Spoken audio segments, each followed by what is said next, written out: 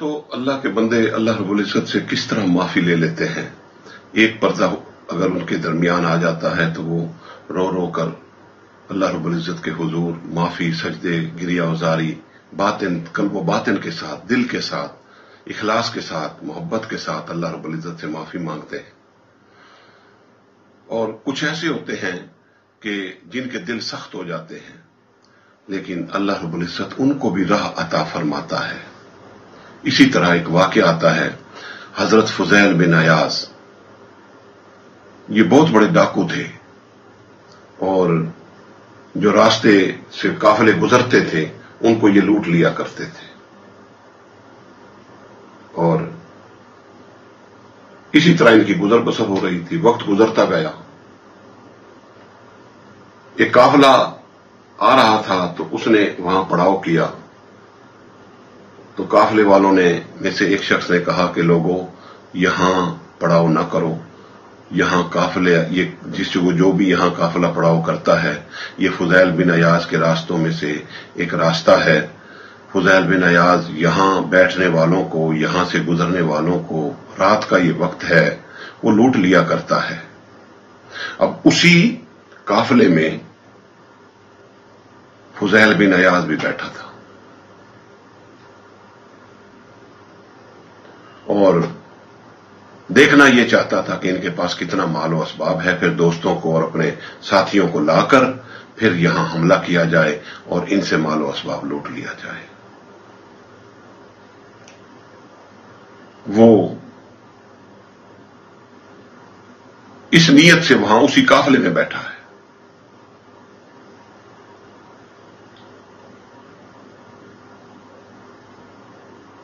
اس قافلے کے سردار نے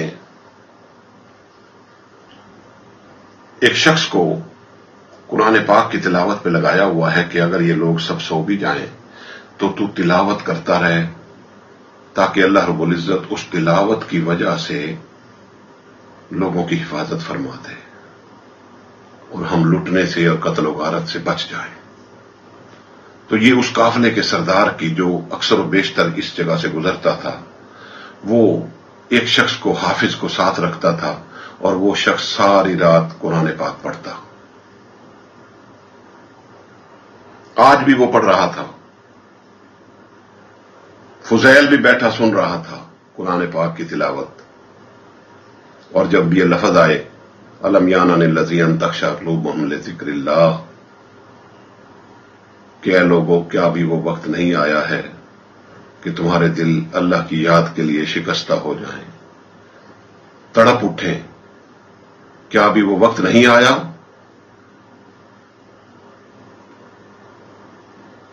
بس یہ جملہ جو حافظ کی زبان سے نکلا،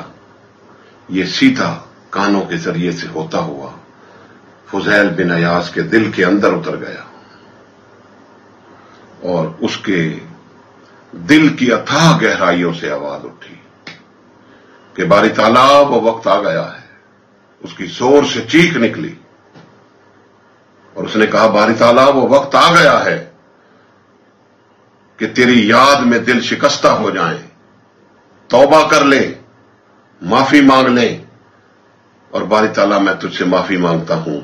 اور وہ استغفر اللہ پڑھتا ہوا وہاں سے اس قافلے سے اٹھ بیٹھا اور اپنے رب کو پکارتا ہوا، روتا ہوا ایک ایسی سمت میں چل پڑا، اور روتا گیا اور دوڑتا گیا کہ دور جا کر ایک اور راستہ تھا،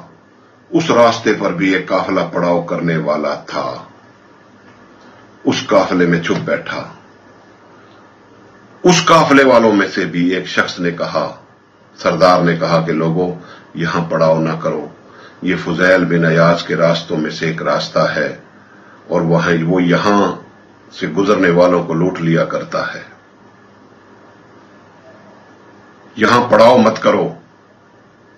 ایسا نہ ہو کہ فضیل بن عیاض اپنے ساتھیوں کے ساتھ آئے اور ہمیں لوٹ لے۔ اس شخص نے جب یہ کہا تو فضیل بن عیاض بھی اسی قافلے میں بیٹھا تھا۔ اس نے کہا اے لوگوں اب فضیل بن عیاض سے نہ ڈرو، اب وہ لوٹنے والا نہیں رہا بلکہ خود اب وہ لٹ کے آ چکا ہے۔ وہ اپنے رب کی بارگاہ سے معافی مانگ کے آ چکا ہے، وہ توبہ کر چکا ہے، آئندہ کسی قافلے کو نہیں لوٹے گا۔ اب وہ فضیل بن عیاض ایک ایک شخص کے پاس معافی مانگنے کے لیے گیا کہ میں نے آپ کو بھی کبھی لوٹا ہوگا، آپ کا بھی کبھی مال لوٹا ہوگا، آپ سب تاجر لوگ ہیں، آپ کا گزر رہتا ہے یہاں سے، میں ایک عرصہ دراز سے یہاں قافلوں کو لوٹ رہا ہوں، آپ مجھے معاف کر دے۔ ایک ایک شخص کے پاس گیا، ہر شخص اس کو معاف کرتا گیا۔ اسی قافلے میں ایک یہودی بھی تھا، اور وہ یہودی یہ دیکھنا چاہتا تھا کہ فضیل ہمیں دھوکہ تو نہیں دے رہا، کیا یہ سچی توبہ کر کے آیا ہے یا جھوٹی توبہ کر کے آیا ہے۔ جب فضیل بن عیاض اس کے پاس گئے کہ تو بھی مجھے معاف کر دے، میں نے تجھے بھی کبھی لوٹا ہوگا، فضیل بن عیاض کو اس تاجر نے، یہودی تاجر نے کہا کہ اے فضیل، میں تجھے معاف نہیں کرتا جب تک تو میرا لوٹا ہوا مال مجھے واپس نہیں کرتا۔ فضیل بن عیاض نے کہا کہ میرے بھائی، اس وقت تو میرے پاس کچھ نہیں، میں تمہیں کیا دوں؟ اس نے کہا فضیل بن عیاض، میں تجھے ترکیب بتاتا ہوں، یہ میرا بستر لگا ہوا ہے، اس بستر کے سرہانے کے نیچے میں نے اشرفیوں کی تھیلی رکھی ہوئی ہے، تو وہ اشرفیوں کی تھیلی مجھے لا کر دے دے، میں سمجھوں گا میرا مال مجھے مل گیا اور میں تجھے معاف کر دوں گا۔ دراصل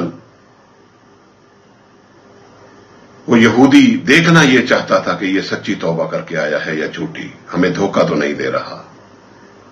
اس شخص نے، اس یہودی نے، اس میں کنکر اور پتھر بھر کے رکھے ہوئے تھے، اور فضیل بن عیاض کو کہا کہ میں نے اس میں اشرفیاں رکھی ہوئی ہیں، وہ مجھے لا کے دے دے، میں سمجھوں گا میرا مال مجھے مل گیا ہے، لہذا میں تجھے معاف کر دوں گا۔ فضیل بن عیاض دوڑے دوڑے گئے، اس کا سرہانہ اٹھایا، نیچے دیکھا تو ایک اشرفیوں کی تھیلی، بقول اس کے وہ تھیلی رکھی تھی۔ فضیل بن عیاض نے وہ اٹھا لی اور جلدی دوڑ کے آ کے کہا کہ اے یہودی،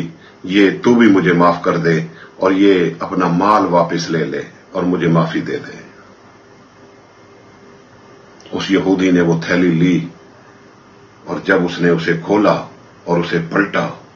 تو اس میں کنکر پتھر کی بجائے اشرفیاں نکلنا شروع ہو گئی، اور اس کے ہاتھ سے تھیلی گر گئی۔ لوگ اکٹھے تھے۔ اس یہودی نے کہا اے فضیل بن عیاض، سچی توبہ کا جو رنگ میں دیکھنا چاہتا تھا میں نے دیکھ لیا، تو واقعی سچی توبہ کر کے آیا ہے، اب تجھے معاف بعد میں کروں گا، پہلے مجھے کلمہ پڑھا اور مسلمان کر لے۔ دوستو، جب کوئی سچی توبہ کرتا ہے تو رنگ پھر اس کے کچھ اور ہوتے ہیں، صرف اس کی حالت ہی نہیں بدلتی، اس کے ساتھ معاملات والے لوگوں کی بھی حالت بدل جاتی ہے۔ لیکن کاش کہ کوئی سچی توبہ کا رنگ دیکھے، سچی توبہ کی لذت دیکھے، سچی توبہ کے کرشمے دیکھے کہ وہ کیا کرتا ہے۔ لیکن ہم لوگ دوستو سچی توبہ نہیں کرتے۔ معذرت کے ساتھ اب محسوس نہ کرنا، ہم سے کہیں نہ کہیں لغزش رہ جاتی ہے، جس کی وجہ سے ہماری معافی کی درخواست وہ ریجیکشن کی مہر لگ کر واپس آ جاتی ہے۔ ہم کیوں نہ دیکھیں، جاگیں بھی صحیح، پوری رات بھی جاگیں، خیرات بھی کریں، نوافل اور سجود بھی کریں، اور پھر کسی وجہ سے شیطان ہماری سوئی کو ادھر سے ادھر لگا دے، یا ہمارا دھیان آنسوؤں کی طرف کر دے، یا ہمارا دھیان سجدوں کی طرف کر دے، یا دل میں یہ تکبر آ جائے کہ آج تو میں معافی مانگ رہا ہوں، میں ان سب سے زیادہ بہتر ہوں، انہیں پتہ نہیں ہے معافی کی کیا شرائط ہے۔ تو دوستو، اس سے بھی انسان کا جو نور ہے، توبہ کا جوہر ہے وہ نصیب نہیں ہوتا۔ میں نے پچھلے پروگرام میں کسی میں یہ ذکر کیا تھا کہ اللہ رب العزت کی بارگاہ میں اپنے اعمال کو کس طریقے سے پیش کریں، عاجزی کے ساتھ، انکساری کے ساتھ، گھٹیا پن کے ساتھ کہ باری تعالیٰ میں اس قابل نہیں ہوں، میرے دامن میں 100 چھید ہیں، میرا دامن اس قابل نہیں کہ میں اس کو تیری بارگاہ میں پھیلا سکوں، میری جبین اس قابل نہیں جو تیری بارگاہ میں جھکا سکوں، میرا دل اتنا صاف اور مصفا نہیں کہ جس میں نور کی خیرات تجھ سے پا سکوں، میرے سجدے، آنسو، نمازیں، نوافل، حج، عمرے، یہ سب کچھ ناقص ہے میرے مالک، تو کرم کرے گا تو یہ کامل ہو جائیں گے۔